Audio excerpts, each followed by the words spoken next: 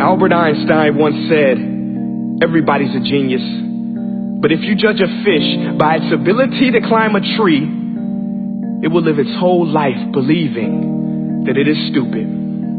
Ladies and gentlemen of the jury, today on trial we have modern day schooling. Glad you could come. Not only does he make fish climb trees, but also makes them climb down and do a 10-mile run. Tell me, school, are you proud of the things you've done? Turning millions of people into robots, do you find that fun? Do you realize how many kids relate to that fish swimming upstream in class, never finding their gifts, thinking they are stupid, believing they are useless? Well, the time has come, no more excuses. I call school to the stand and accuse him of killing creativity, individuality, and being intellectually abusive. He's an ancient institution that has outlived his usage. So, Your Honor, this concludes my opening statement, and if I may present the evidence of my case, I will prove it. Proceed. Exhibit A. Here's a modern-day phone. Recognize it? Here's a phone from 150 years ago. Big difference, right? Stay with me. Here's a car from today, and here's a car from 150 years ago. Big difference, right? Well, get this. Here's a classroom of today, and here's a class we used 150 years ago. Now, ain't that a shame? In literally more than a century, nothing has changed. Yet you claim to prepare students for the future? But with evidence like that, I must ask, do you prepare students for the future or the past? I did a background check on you and let the record show that you were made to train people to work in factories, which explains why you put students in straight rows, nice and neat, tell them sit still, raise your hand if you want to speak, give them a short break to eat, and for 8 hours a day tell them what to think. Oh, and make them compete to get an A letter which determines product quality, hence grade A of meat.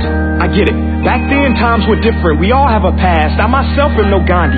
But today, we don't need to make robot zombies. The world has progressed. And now we need people who think creatively, innovatively, critically, independently, with the ability to connect.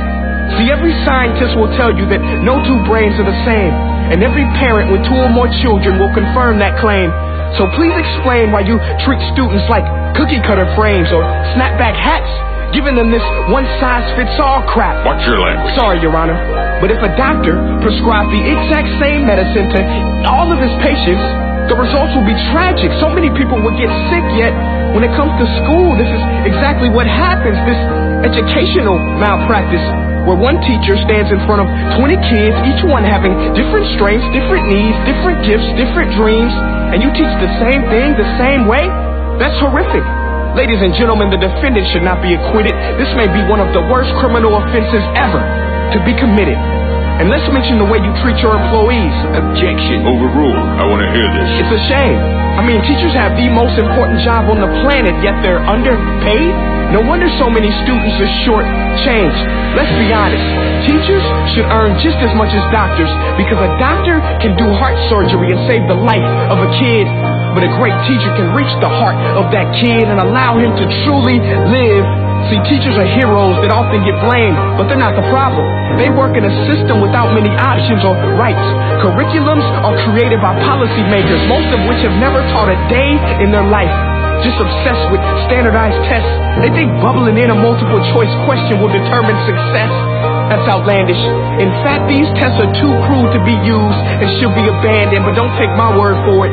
Take Frederick J. Kelly, the man who invented standardized testing, who said, and I quote, "These tests are too crude to be used and should be abandoned." Ladies and gentlemen of the jury, if we continue down this road, the results will be lethal. I don't have much faith in school, but I do have faith in people.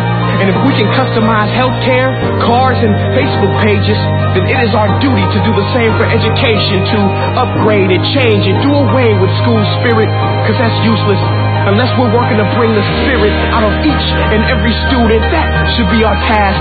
No more Common Core. Instead, let's reach the core of every heart in every class. Sure, math is important, but no more than art or dance. Let's give every gift an equal chance. I know this sounds like a dream, but countries like Finland are doing impressive things.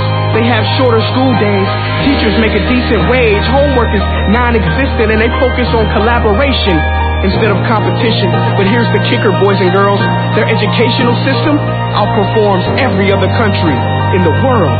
Other places like Singapore are succeeding rapidly.